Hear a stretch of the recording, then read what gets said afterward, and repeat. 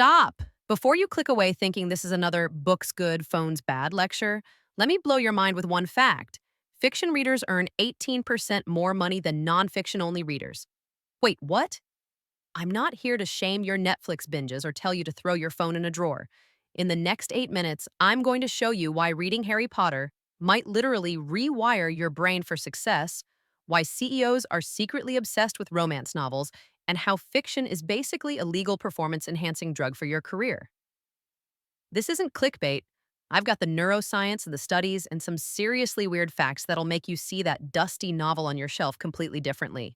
By the end of this video, you'll understand why fiction isn't escapism, it's training. And trust me, the plot twist about what fiction actually does to your brain, you're not ready for it. Let's dive in. Here's something that'll freak you out. Fiction readers can literally read minds. No, seriously. While you're following Elizabeth Bennet through Pride and Prejudice, your brain is doing something extraordinary. It's building what scientists call a theory of mind.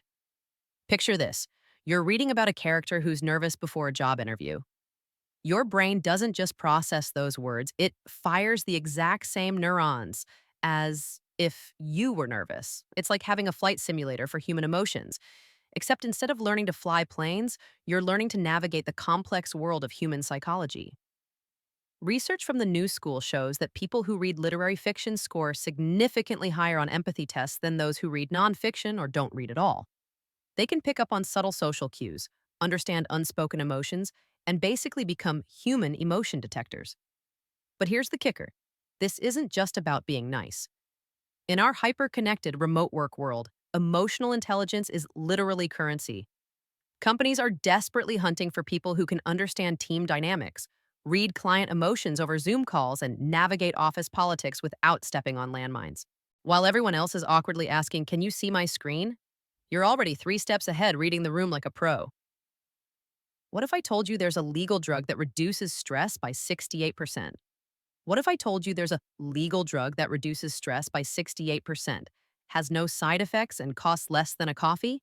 Plot twist. It's literally any novel sitting on your shelf right now. University of Sussex researchers found that reading fiction reduces stress faster than listening to music, drinking tea, or even going for a walk. 6 minutes, that's all it takes.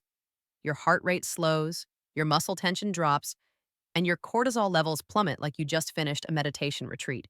But here's where it gets really wild. Fiction is a time machine for your brain. When you're stressed about tomorrow's presentation or last week's awkward conversation, fiction yanks your consciousness completely out of your timeline and drops it into someone else's story. Picture your brain like a browser with 47 tabs open, all screaming for attention. Your work deadline, that text you need to answer, whether you turned off the stove, it's chaos. Fiction is like having a magic close all tabs button. Suddenly, the only thing that matters is whether Katniss will survive the arena or if Holmes will solve the mystery. This isn't just relaxation, it's cognitive reset. Your brain gets to practice what psychologists call flow state, that magical zone where time disappears and you're completely absorbed. Athletes pay thousands for flow state training, and you can get it for $12.99 at Barnes& Noble. And unlike scrolling social media, which your brain treats like a slot machine awas, constantly anticipating the next dopamine hit, fiction has natural story arcs, beginning, middle, end. Your brain actually gets closure, which is something our notification-obsessed world almost never provides. The result? You close the book feeling refreshed instead of more anxious, focused instead of scattered. The world's most innovative companies have a dirty secret, and it's hiding in plain sight. Google's innovation labs, Apple's design studios, Netflix's content creation rooms, they're all secretly powered by something that has nothing to do with algorithms or data analytics. Here's the thing about creativity that nobody talks about.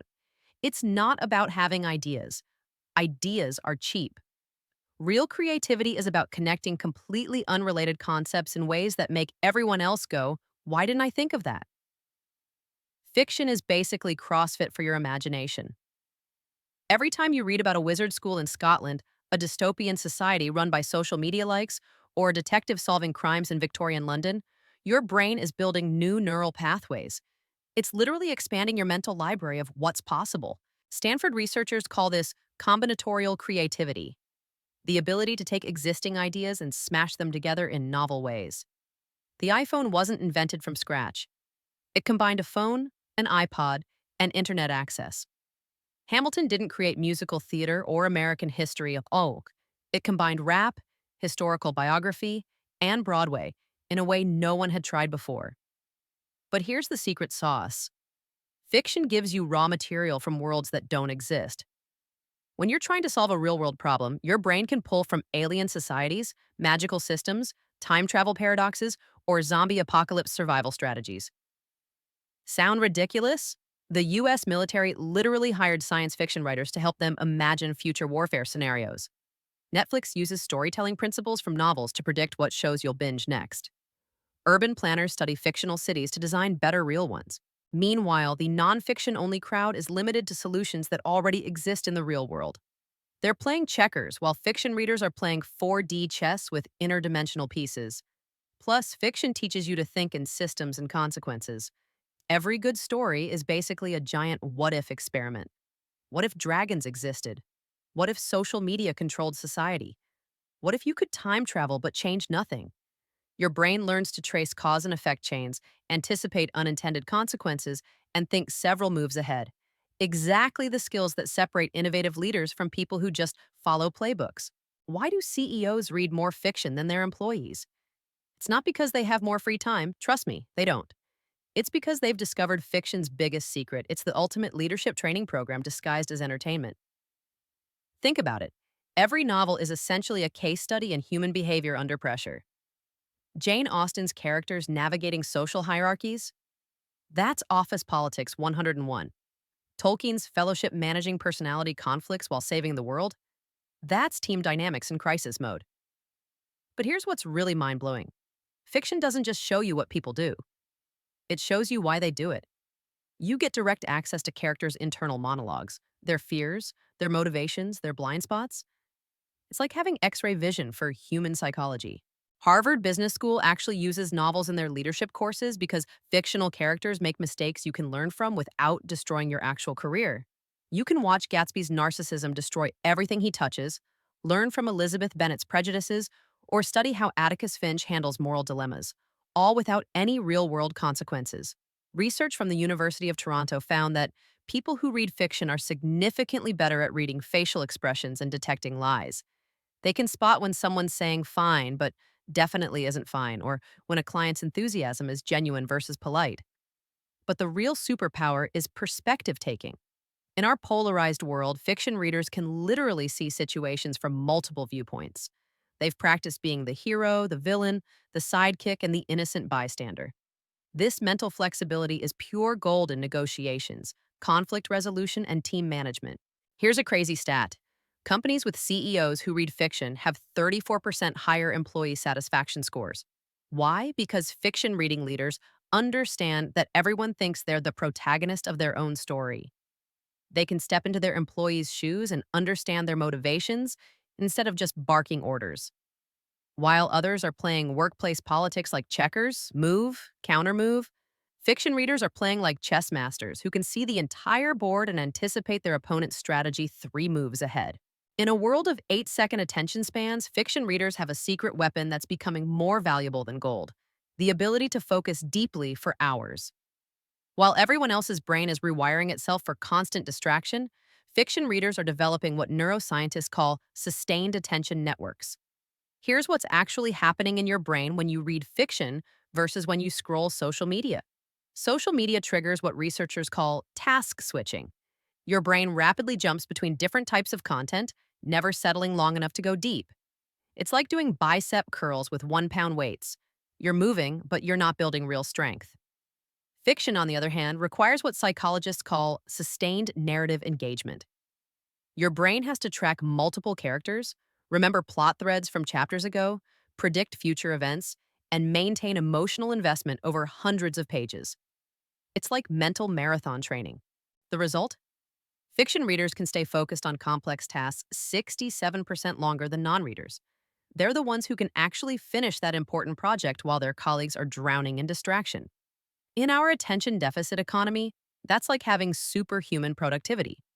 But here's the really wild part: fiction reading literally changes your brain structure. MRI studies show that regular fiction readers have increased connectivity in the left temporal cortex, the area responsible for language processing and comprehension. Their brains become more efficient at processing complex information and maintaining focus over time. Think of it this way: every TikTok video you watch is like eating cognitive candy: quick sugar rush, immediate crash. Every chapter you read is like eating cognitive protein, slow burning fuel that builds mental muscle over time. This focus superpower translates into everything: better performance in meetings, deeper learning capacity, and the rare ability to think through complex problems without getting distracted by every ping and notification. Here's why fiction readers are quietly taking over the workplace, and it has nothing to do with being well read or impressing people at cocktail parties. It's because fiction develops exactly the skills that automation can't replicate: emotional intelligence, creative problem solving, and complex communication. While everyone's panicking about AI replacing jobs, fiction readers are developing the one skill set that makes them irreplaceable: the ability to understand and influence human behavior. You can't automate empathy, creativity, or the ability to tell a compelling story that motivates people to action. Here's a stat that'll blow your mind: 89% of Fortune 500 CEOs read fiction regularly. Not business books, not industry reports, novels, science fiction, fantasy, literary fiction. Why? Because leading humans requires understanding humans, and fiction is humanity's greatest database of behavioral patterns. Fiction readers also develop what researchers call narrative intelligence: the ability to understand how stories work and use that knowledge strategically. They know how to structure presentations with hooks that grab attention, build suspense toward key points, and deliver satisfying conclusions that inspire action.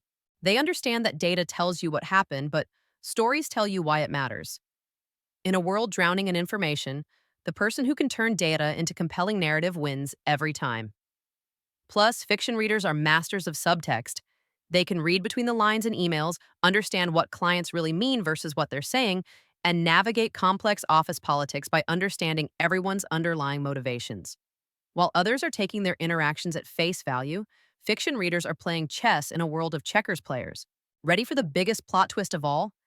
Everything I've told you about the benefits of fiction reading, the empathy, the creativity, the focus, the career advantages, that's not actually the most important reason to read fiction. The real reason fiction matters right now, in this exact moment of human history, is because we're living through the greatest story crisis humanity has ever faced. We're the first generation drowning in information but starving for meaning. We have infinite content but zero coherent narrative about who we are and where we're going. Fiction gives you something that no amount of news articles, data reports, or social media posts can provide: a complete story with beginning, middle, and end. Characters who grow and change, problems that get resolved, justice that prevails, love that conquers, hope that endures. In our fragmented, chaotic world, your brain desperately needs to remember what complete stories feel like. It needs to practice believing that problems can be solved, that growth is possible, and that individual actions matter in the grand scheme of things. Fiction isn't escapism, it's training for optimism. It's evidence that humans can overcome impossible odds, that love can survive tragedy, that ordinary people can do extraordinary things. In a world that constantly tells us everything is falling apart, fiction whispers, but what if it isn't? What if this is just the middle of the story? So here's my challenge for you: pick up that book that's been sitting on your nightstand. Give fiction just 20 minutes of your day. Not because it'll make you smarter or more successful, though it will, but because your soul needs a good story. Because in a world full of unfinished narratives and cliffhanger news cycles, you deserve the deep satisfaction of a story that actually ends well. And who knows? The story you read might just inspire the story you write with your own life. Now go forth and get lost in a good book. Your future self will thank you.